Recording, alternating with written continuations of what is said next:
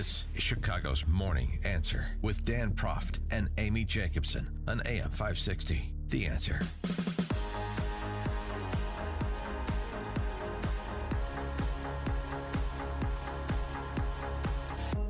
Top of the morning, Dan and Amy. And yesterday on Special Report, Amy, our friends Brett Baer and Charles Krauthammer were pouring over the first 200 days of Trump and giving a bit of an assessment of Trump's first 200 days and Congress's first 200 days. And those are not necessarily the same thing. Here's what Krauthammer had to say about Congress's first 200 days in the Trump era. These are all achievements. They're undeniable. They're mostly presidential achievements. The fact is that the Congress has been a complete bust.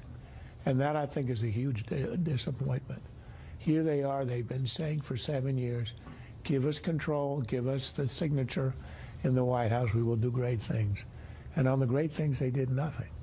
The Obamacare repeal was an epic fail. They had 7 years to work it out. And for some of the senators, it was a matter of bad faith. When they had a vote to repeal, knowing that Obama wouldn't sign, they voted to repeal. When they had the same vote to repeal, knowing that President Trump would sign, they voted the other way. That, I think, is going to be a millstone around the neck of the Congress for a very long time. Well, there's no question about that, I think. And the question becomes, what can good faith senators do with their bad faith colleagues? We have a similar problem with that in Illinois politics. For more on this topic, we're pleased to be joined by one of the good faith Senate Republicans. He is Senator Ron Johnson, Republican from Wisconsin. Senator Johnson, thanks for being with us. Appreciate it. Morning, guys. How you doing? So what of Charles Krauthammer's assessment, and including that aspect of, Republicans that weren't really interested in repealing Obamacare, which is why they haven't? I think his assessment is largely accurate. I think the greatest disappointment I had is there were too many of our colleagues. By the way, most colleagues did vote for repeal and wanted it. Right. But we had too many colleagues that literally told their voters one thing: they're going to repeal and replace Obamacare, oftentimes saying root and branch. And then when the time came, all they really wanted was more spending. Quite honestly, acted a lot more like Democrats than Republicans. So enormously frustrating and disappointing from my standpoint. The other thing I thought was extremely frustrating for me, coming from a manufacturing background, I'm an accountant, it just wasn't a problem-solving process. It was a political process. How do we get 50 votes? And that's how you start spending more money. What we should have done is started with information, define the problem, do a root cause analysis, and focus like a laser on the right goals, not 50 votes, but how do you bring down these premiums that were artificially increased because of the faulty architecture of Obamacare? What do you do to actually restrain the growth in healthcare costs? And, of course, we know the answer is called consumer-driven free market competition, which has been largely driven out of our healthcare system. So from my standpoint, the solutions are pretty obvious. Getting them passed politically is obviously proving to be a real challenge. Now, some would argue that two of the bad faith Republicans, although Lindsey Graham did vote for repeal, are Graham and Mccain. McCain almost voting it down with glee, which was a little disconcerting to say the least. And you held a presser with those three, and I remarked at the time I didn't know if you had gotten lost. I didn't know what you were doing with those two on the same dais. I understood the narrow issue which you were addressing, but just the idea of Graham and McCain, along with Collins and Murkowski, kind of being the ringleaders that tubed this whole thing. Well, the bottom line is the bills we were considering were grossly inadequate. Particularly the skinny repeal. The only way you'd want to get that thing passed is to go into conference where House and Senate and hopefully the White House and governors, by the way, need to be more involved in this. Again, the entire process was awful. It was a political process versus a problem-solving process. So, but just on bottom line, and what we end up in the Senate was just the option of trying to get it to a conference committee where we could craft a far better proposal. Now, I realize that was hope springs eternal. But we weren't left with very many good choices in the Senate. But just on that point, there seemed to be mistrust of Paul Ryan, that his commitment wasn't good enough for McCain, where it was good enough for you and for Graham. Well, we we did get a call from Paul, and he assured us that skinny repeal is not going to pass the House, and it would have to go to conference. Again, I'm not going to speak for John McCain. You know, he has a brain tumor right now. That vote occurred at 1:30 in the morning. Some of that might have factored in. Really? I mean, he did, get out. He just had recovered from getting the brain tumor removed and then flew all the way to Washington, D.C. But you really think that played a factor in his judgment call?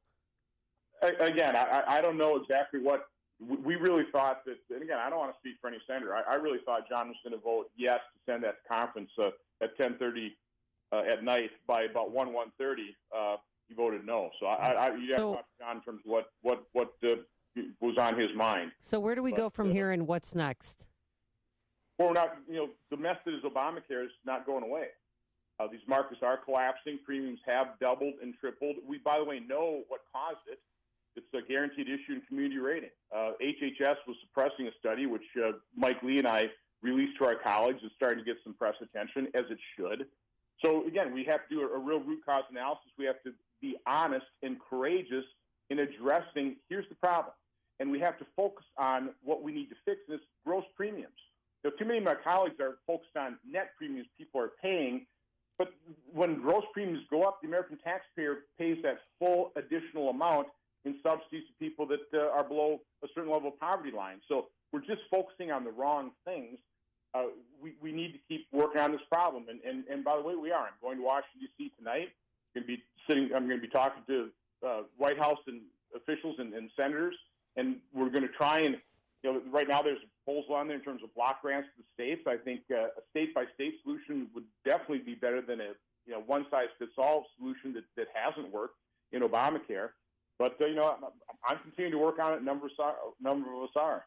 This is not casting aspersions on your fellow cheesehead, Reince Priebus, but if General Kelly can reduce some of the circus-like atmosphere emanating from the White House, do you think that will help President Trump on the Hill with you and your Senate colleagues, give him a little bit more political capital, a little bit more leverage to move recalcitrant Republicans? Well, first of all, I'm a Reince Priebus fan. He did a fabulous job at the RNC. He's a person of integrity. He was never given the authority. I'm also a huge General Kelly fan. A Gold Star parent, a four-star general. It doesn't get much better than that. And I think he has been given the authority. I don't think he would have taken the job without having been granted the authority to actually be, a full-blown chief of staff. Mm-hmm. And so, any additional order that can be brought to the White House, any additional organization, I think would be helpful. But bottom line, I agree with Charles Krauthammer. Passing health care reform, that was the responsibility of the House and the Senate, and we didn't do it. And I think the diagnosis is pretty accurate. We had too many of our colleagues that were not honest with their supporters who said when they told them they were going to repeal Obamacare, which is what you have to do in order to really repair the damage done by Obamacare. So since you are chairman of the Homeland Security Committee, I wanted to ask you about North Korea. Over the weekend, the UN unanimously placed economic sanctions against them, including Russia, and China voted to turn off their one light bulb. Yeah, to do that as well. But North Korea vows to make the U.S. pay dearly. Are we prepared? Are we ready to protect American citizens if they do fire a nuclear-head missile in our direction? We have not made the type of advances in our missile defense system that we should have been. We've been howling our military for at least the last 8 years under Obama administration. That has to end. And so give the Trump administration, give Nikki Haley a lot of credit for that unanimous UN resolution in the Security Council sanctioning North Korea. That's a good first step. But we've got to continue the pressure on China, so they put pressure on North Korea. They've got, obviously, the greatest influence. But we have got to strengthen our own missile defense system because this crazy guy is not going away, and there are no easy solutions here. What your assessment of the prospects for tax reform, which is, of course, behind schedule now as well? Paul Ryan seemed to indicate last week that there's agreement on a framework to get to an agreement. And I wonder what the conversations have been with in the Senate Republican caucus about that.